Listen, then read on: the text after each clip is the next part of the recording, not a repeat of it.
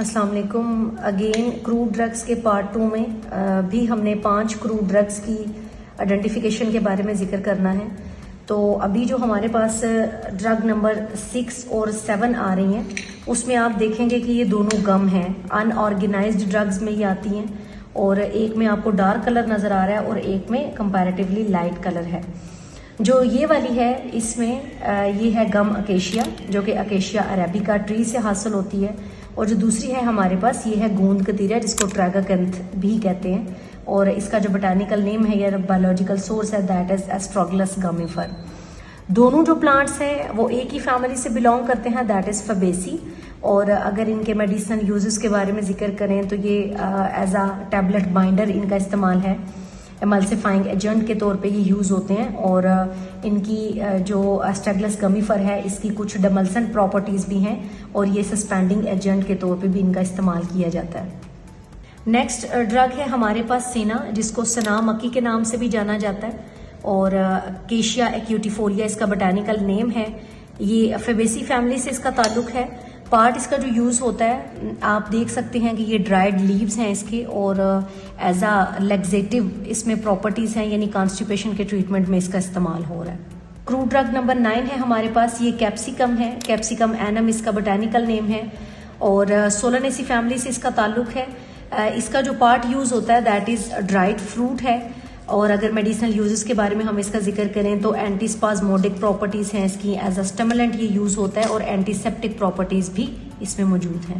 Drug number 10 है हमारे पास फैनल, फेनिकुलम वल्गियर इसका बोटानिकल नेम है, अम्बेली फेरी एपीएसी फैमिली से इसका ताल्लुक है। ड्राइड सीड्स इसके यूज़ होते हैं, और इसमें जो मेडिसिनल प्रॉपर्टीज़ हैं जिसमें फ्लेवरिंग एजेंट के तौर पे ये यूज़ होता है, कार्बोनेटिव प्रॉपर्टीज़ हैं इसकी, और स्टमक एक में भी इसका इस्तेमाल है। अस्सलाम वालेकुम। क्रूड ड्रग के पार्ट 3 में अगेन हमने जो नेक्स्ट हमारी रह गई थी 5 क्रूड ड्रग्स, ये 15 मेजर जो क्रूड ड्रग्स थी उनका हमने जिक्र किया, और उसका ये पार्ट 3 है, जिसमें क्रूड ड्रग नंबर 11 है कोरिएंडर है, कोरिएंड्रम सैटिवम इसका बोटानिकल नेम है, एपीएसी से ये बिलोंग करती है। इसका जो ड्राइड फ्रूट या सीड है ये इसका पार्ट यूज़ होता है। उसके अलावा केमिकल क्लास इसकी वोलेटाइल ऑयल्स हैं, और यूजेस में अगर देखें तो as a carminative, digestive stimulant और एंटीऑक्सीडेंट प्रॉपर्टीज़ के तौर पर ये बिहेव करता है। ड्रग नंबर 12 है हमारे पास मेंथा पाइपरेटा, जिसको मिंट भी हम कहते हैं, पुदीना इसका वर्नैकुलर नेम है। लेबिएटी फैमिली से इसका ताल्लुक है। इसका जो क्लास है वो तो ऑब्वियसली वोलेटाइल ऑयल ही है, लेकिन जो एक्टिव इंग्रेडिएंट इसमें मौजूद है दैट इज़ मेंथोल।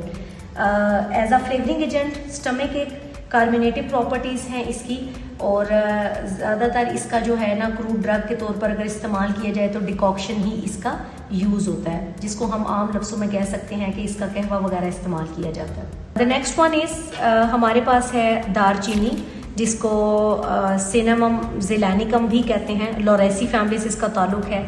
इसका जो पार्ट यूज़ होता है, एज यू कैन सी कि इसका जो पार्ट है ये है ड्राइड बार्क इसकी यूज़ हो रही है वॉमिटिंग के लिए, फ्लेवरिंग एजेंट के लिए, और कार्बोनेटिव इसकी प्रॉपर्टी हैं। इसका जो केमिकल क्लास है वो वोलेटाइल ऑयल है, पाइनीन या कैविकॉल इसमें एक्टिव इंग्रेडिएंट्स मौजूद हैं।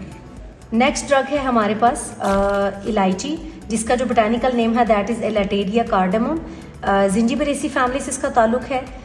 ये भी वोलेटाइल ऑयल की क्लास से है।